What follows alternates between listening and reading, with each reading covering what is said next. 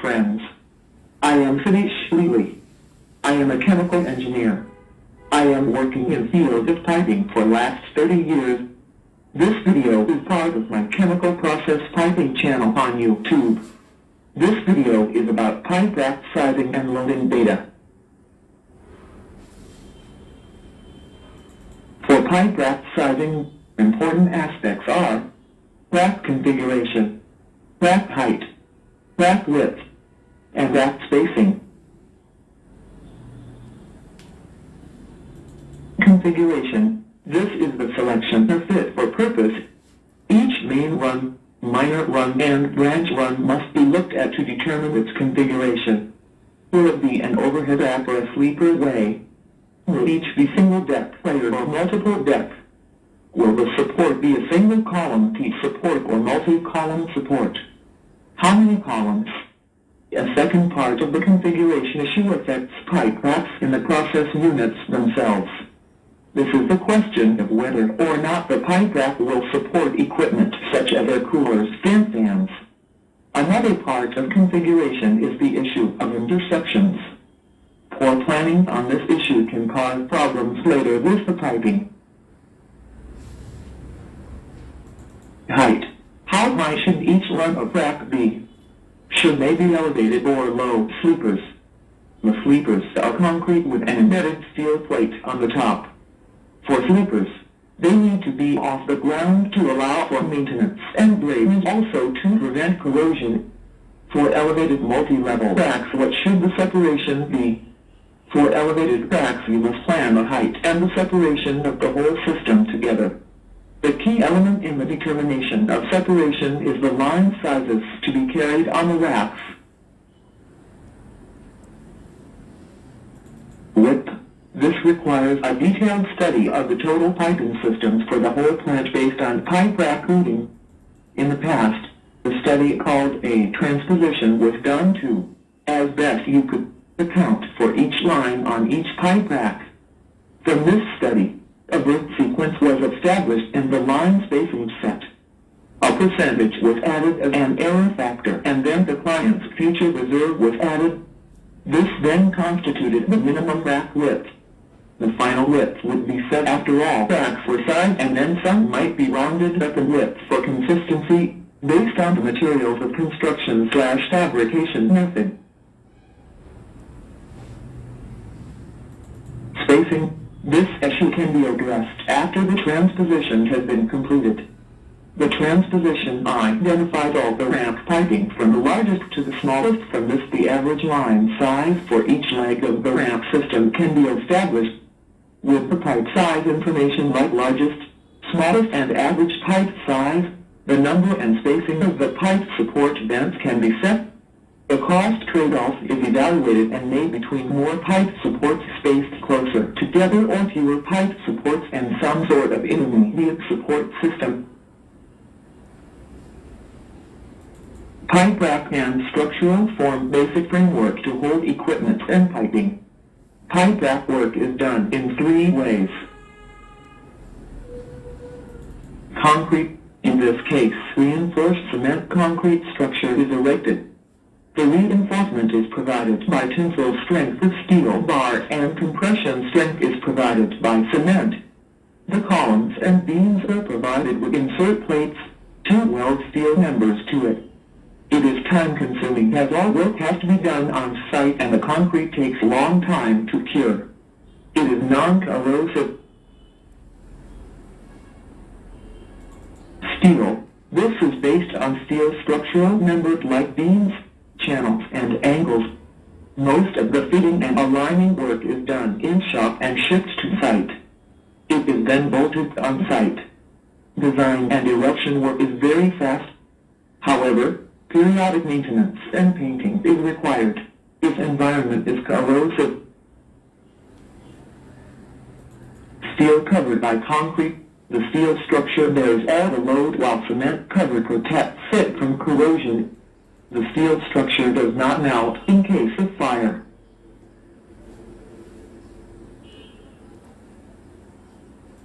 Most of the structure is made of vertical columns and horizontal beams connected to columns. The equipment and piping rests on beams. Sufficient gap is provided between beams to lift the equipment and for passage of pipes. Columns are generally 5 meters away and height of beams is 4 meters above the floor level. Cross bracings are provided to have stability to the structure. This is where anchor points are located, especially in pipe racks. Most of the pipe supports are created from steel structural members. Modular pipe rack. Sometimes clients look for modular pipe rack or modular structure for their plants. Module is a series of standard units that function together. Structural frames completely fitted with pipes, cable trays and miscellaneous equipment. If the project site is a remote location, then it will be very difficult to get good local contractor. Parallel construction activities are possible. Foundation and module fabrication and being in time schedule controlled. In some countries, labor cost at site is more than labor cost at fabrication or module assembly shop. So, if you fabricate and fit all the pipes, cable trays, etc. at shop, then you can save the project cost. Pipe rack is the main artery of any plant. This carries the pipes and cable trays or raceways from one equipment to another equipment within a process unit called inside battery limit. Picker out or carries the pipe and cable trays from one unit to another unit called outside battery limit pipe rack. Data collection for different types of pipe rack. Conventional or continuous pipe rack. Continuous picker out for conventional pipe rack system. This is essentially the system where multiple two-dimensional frame assemblies, commonly called bent, comprised of 2 or more columns with transverse beams, are tied together in the longitudinal direction utilizing beam struts for support of transverse pipe and raceway elements and for longitudinal stability of the system, and vertical racing to form a 3D space frame arrangement. Picker racks supporting equipment such as air-cooled heat exchangers must utilize the continuous system approach. Data for location of pipe bridge, if any, piping orthographic drawings, vendor print of equipment located on the rack, air coolers and exchangers. The vendor print should include the equipment layout, mounting locations and details, access and maintenance requirements. Data on magnitude and direction of loads being transmitted to the picker rack. Electrical and control systems drawings showing the routing and location of electrical and instrumentation raceways and /or supports. Underground drawings that show the locations of buried pipes, concrete structures and foundations, duct banks, etc. in the area of the picker rack. Pipe rack construction material steel, cast in situ concrete, precast concrete shall be as per project design criteria. Design loads considerations. These are pipe and weight, anchor and guide loads, electrical tray and conduit loads, self-weight of pipe rack, weight of equipment on pipe rack, live load, friction load, snow, wind, earthquake loads. Pipe and weight loads.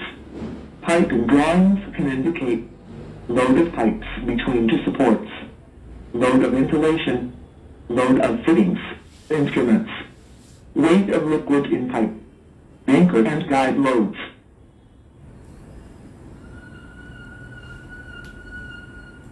Electrical tray and conduits.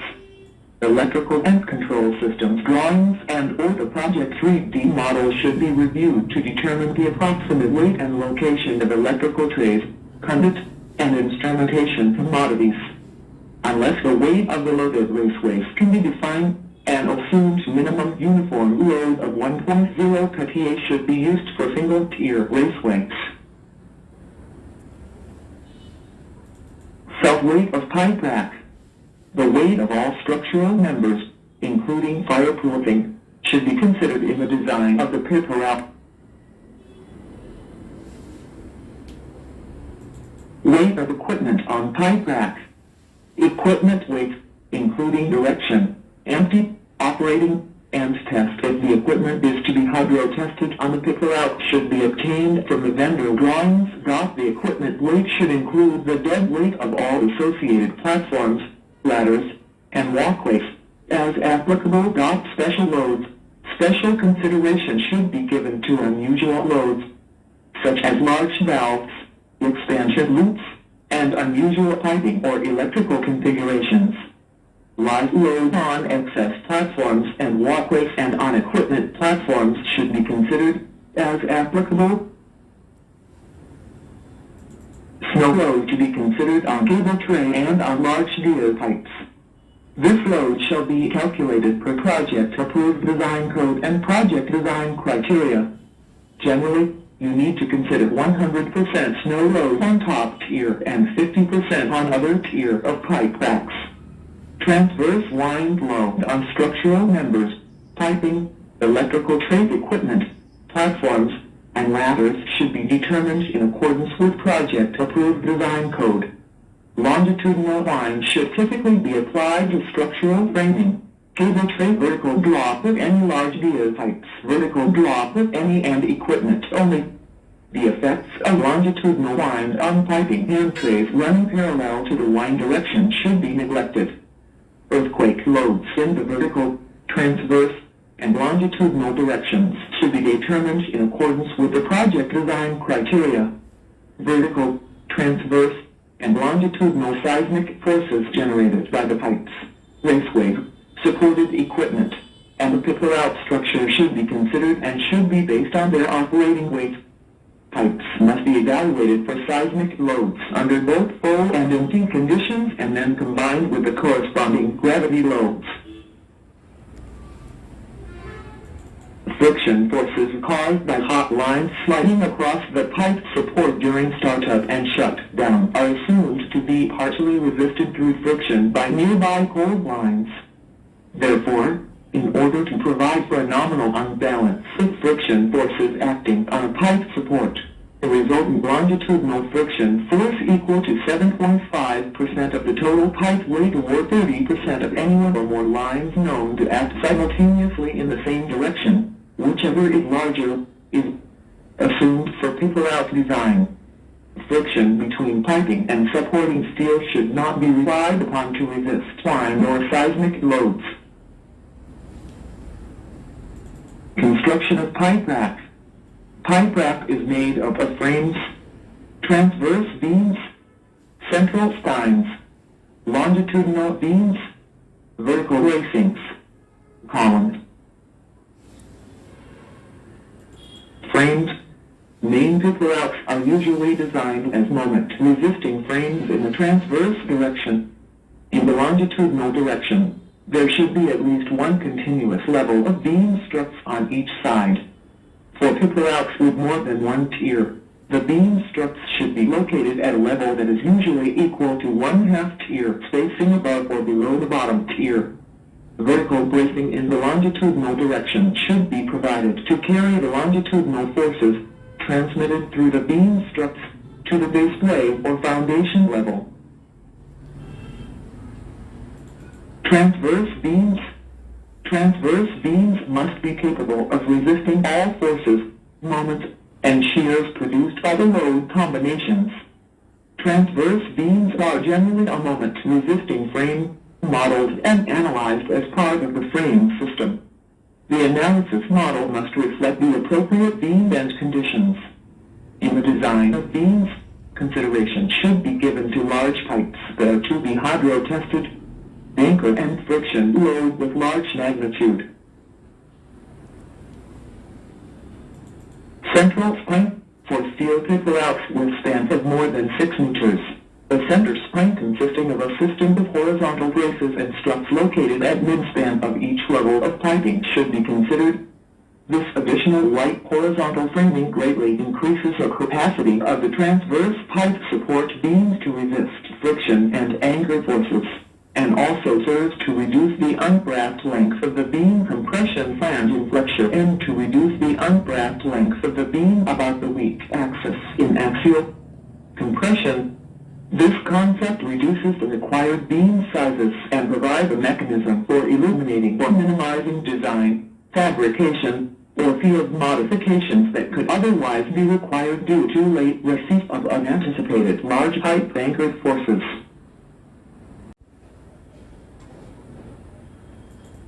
Longitudinal beam struts. For typical continuous picker-out systems, the longitudinal beam struts should be designed as axially loaded members that are provided for longitudinal loads and stability. Additionally, the longitudinal beam struts that support piping the raceway should be designed for 50% of the gravity load being assumed for the transverse pipe the raceway support beams, unless unusual loading is encountered.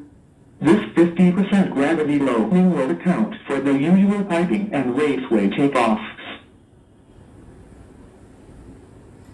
Vertical racing, when moment-resisting frame design is not used in the longitudinal direction. Vertical racing should be used to transmit the longitudinal forces from the beam struts to the foundations. Knee racing or cape racing is most often used for this purpose, unless precluded by equipment arrangement or interferences. Racing should be placed equidistant between two expansion joints.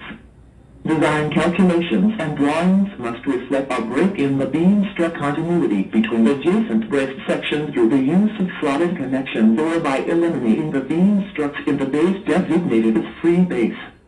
The maximum length of a braced section should be limited to 48 m to 50 m.